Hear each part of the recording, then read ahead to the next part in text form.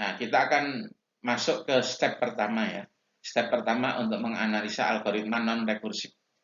Jadi, algoritma non-rekursif, ada algoritma yang menggunakan loop ya, atau perulangan.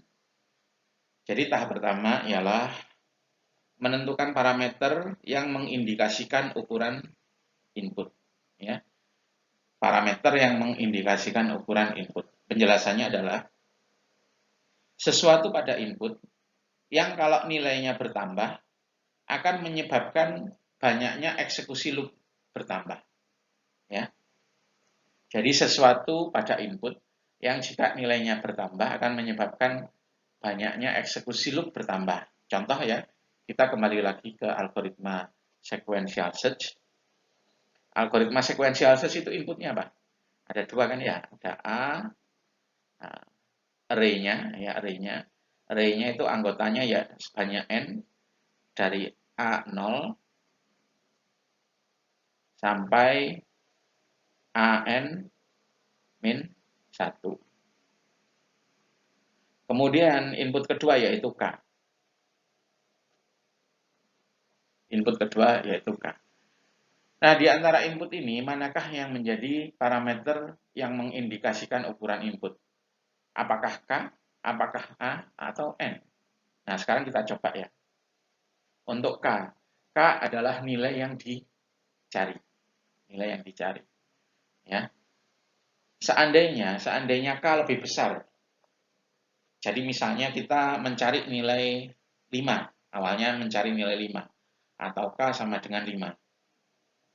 Kemudian kita mencari lagi nilai 100 atau K sama dengan 100. Apakah kenaikan nilai K tersebut akan menyebabkan eksekusi loop itu bertambah? Nah, tidak kan ya? Jadi kalau misalnya nilai K ditemukan di elemen pertama ya selesai. Nggak ada urusannya dengan nilai K-nya kan. Jadi di sini nilai K itu tidak menyebabkan eksekusi loop-nya bertambah. Ya. Nah, kemudian kita cek di A. Ya. A itu adalah array yang isinya banyak elemen, A0, A1 sampai A-1. Apakah kalau misalnya isi dari A0, A1, A2, kalau isinya tambah besar ya, akan menyebabkan banyaknya loop bertambah? Nah, kan tidak juga. Ya kan?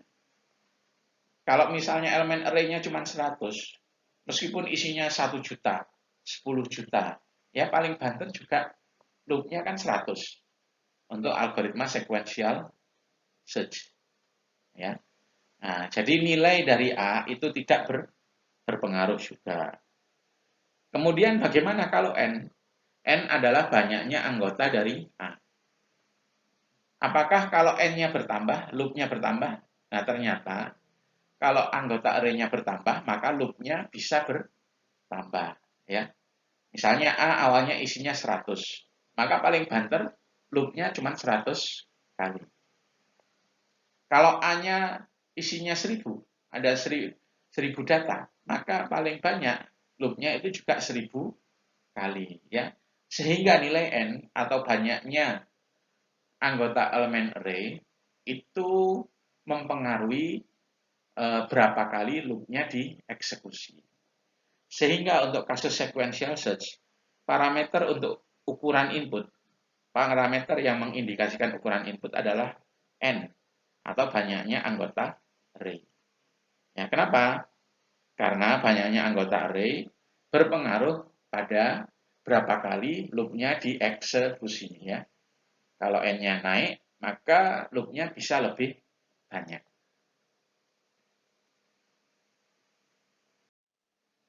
Contoh kedua ya, misalnya algoritma untuk menghitung x pangkat n ya, secara iteratif. Jadi ya algoritmanya x, ini satu kali perulangan, kali x sebanyak n kali. Inputnya algoritma ini adalah x dan n. Ya. Nah, ini salah satu dari input ini digunakan sebagai parameter untuk ukuran input ya. Jadi parameter yang mengindikasikan ukuran input bisa X, bisa N. Oke, kita cek dulu untuk X. Ya. Kalau X misalnya bertambah, apakah loop jumlah eksekusi loopnya juga bertambah? Dan ternyata enggak. Enggak ya. Misalnya 10. 10 pangkat 5.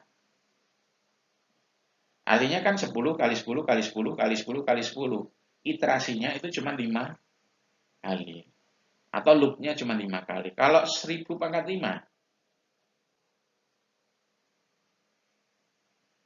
iterasinya juga sama 5 kali ya. 1000 kali 1000 kali 1000 kali 1000 kali 1000. Sehingga X itu tidak digunakan sebagai parameter yang mengindikasikan ukuran input. Ya, jadi ini enggak. Kemudian N. N itu adalah pangkatnya ya. 10 pangkat 5. 10 kali 10 kali 10 kali 10 kali 10. Kalau 10 pangkat 10, nah 10 kali 10 kali, sampai 10 kali. Artinya kalau N-nya naik, maka loop-nya juga lebih banyak. Nah, sehingga dari dua input ini, parameter yang mengindikasikan ukuran input adalah N ini ya.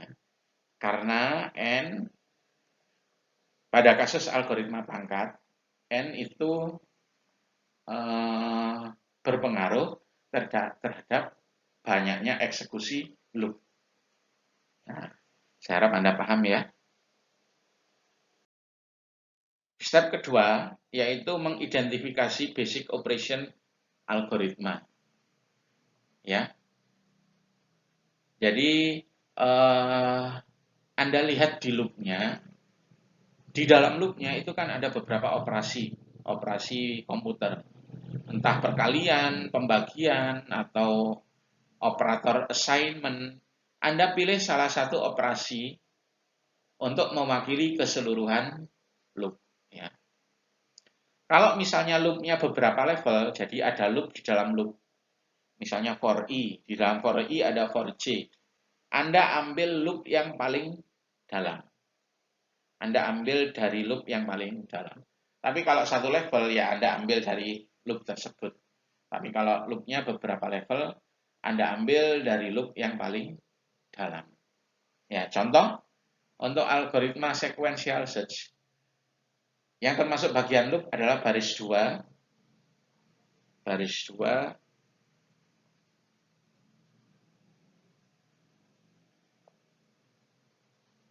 while, baris 2 dan 3 ya, while i kurang dari n,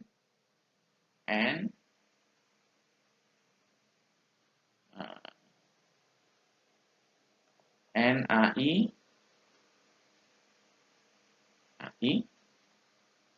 tidak sama dengan K, kemudian di dalamnya ada I sama dengan I plus 1. Ya, ada dua baris, yang atas baris 2, ini baris 3. Nah, Anda ambil, di sini ada beberapa operasi ya. Yang pertama ini yang I kurang dari N, kemudian N ini adalah perbandingan, kemudian ini juga, ya, N ini operator logika, kemudian operator perbandingan, kemudian operator assignment, kemudian operator aritmetik. Ada beberapa operasi. Ambil saja satu operasi yang selalu dieksekusi ketika masuk loop ya. Nah, misalnya saya ambil ini. Soalnya kan setiap kali masuk loop, operasi tersebut kan selalu dikerjakan ya. Masuk loop satu kali, dia dikerjakan satu kali. Boleh juga ambil N, boleh. Setiap kali masuk loop dikerjakan satu kali. Ya. Boleh ambil yang ini, terserah Anda. Ya. Jadi basic operation itu, saya ulangi lagi, cari loop paling dalam. Kalau loopnya satu level ya oke, di loop tersebut. Kalau loopnya ada beberapa level, cari yang loop paling dalam. Terus Anda cari operasi-operasi yang dieksekusi di loop paling dalam tersebut, ambil satu. Ambil satu yang selalu dieksekusi kalau masuk loop tersebut. Nah, di sini untuk contoh ini kita bisa ambil ini, I kurang dari N. Ya. Jadi setiap kali masuk loop satu kali, operasi I kurang dari N dieksekusi satu kali.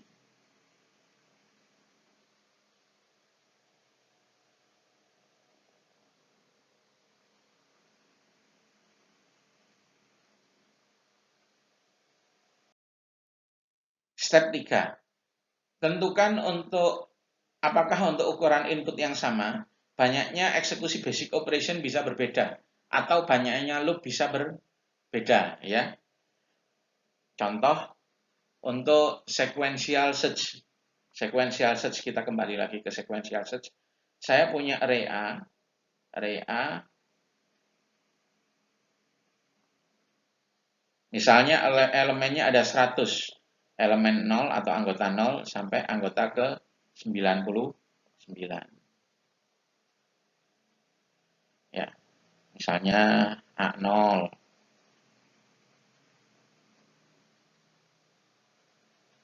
A1 sampai A99. Nah, kita ingat parameter untuk ukuran input untuk sequential search adalah N ya. Nah, N di sini N-nya adalah 100.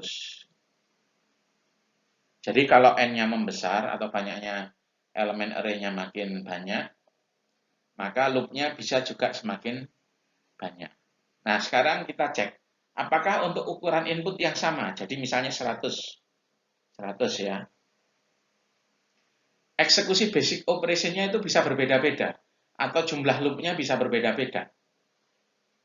Nah, kita ingat tadi sequential search itu mencari nilai anggota A yang nilainya sama dengan K, dimulai dari A0. Ya, dimulai dari A0. Dicari satu persatu, kalau ketemu selesai. Ya. Nah, Anda perhatikan di sini, pencarian di satu elemen itu adalah satu loop atau satu eksekusi basic operation. Nah, nilai yang dicari bisa jadi ada di A0. Jadi dia hanya mengeksekusi loop satu kali langsung ketemu. Nah, itu kasus apa? Best case beruntung dia. Ya. Ada juga kasus apes ya. Kasus apes itu kalau dia harus mencari sampai akhir baru ketemu atau nggak ada. A0 nggak ada, A1 nggak sama, A2 nggak sama. Baru sampai A99 ketemu. Atau bahkan sampai A99 itu nggak ada. Nah, itu apes ya, apes. Jadi dia harus memasuki loop 100 kali. Nah, ini untuk N yang tetap. N sama dengan 100. Bisa jadi juga ketemu di A1 bisa. Ketemu di A2 bisa. Ketemu di A3 bisa. Ketemu di A78 bisa. Nah, kalau ketemu di A0, loopnya cuma satu kali, itu best case ya. Best case.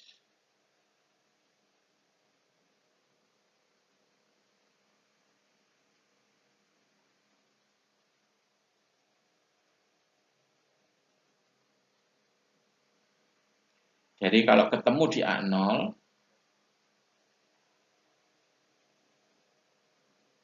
loopnya cuma satu kali. Itu best case. Untung, mujur. Kalau ketemu di A99 atau nggak ketemu, dia mengeksekusi loop 100 kali. Apes, worst case. Bisa juga ketemu di A1, bisa juga A2, bisa di A3, bisa di A70, bisa di A71. Nah, itu namanya average case. Kalau average case, kita nggak tahu dia ketemu di mana, ya, nggak jelas. Ya. Nah, jadi untuk kasus sequential search ini, untuk N yang sama, tadi N 100 ya, atau array yang anggotanya 100, itu eksekusi loop-nya bisa berbeda-beda ya. Bisa cukup satu kali saja best case-nya. Bisa 100 kali worst case-nya. Bisa 60 kali, 70 kali, 10 kali, 65 kali untuk average case-nya. Nah, dengan N yang sama atau N tetap, ternyata loop-nya bisa beda-beda. Sehingga kita harus melakukan analisa best case, worst case, dan average case. Ya. Kalau misalnya dengan N yang sama, loop-nya sama, jumlah loop-nya sama, nggak mungkin berbeda-beda, kita tidak perlu melakukan analisa best case, worst case, sama average case. Ya. Hanya satu kasus saja.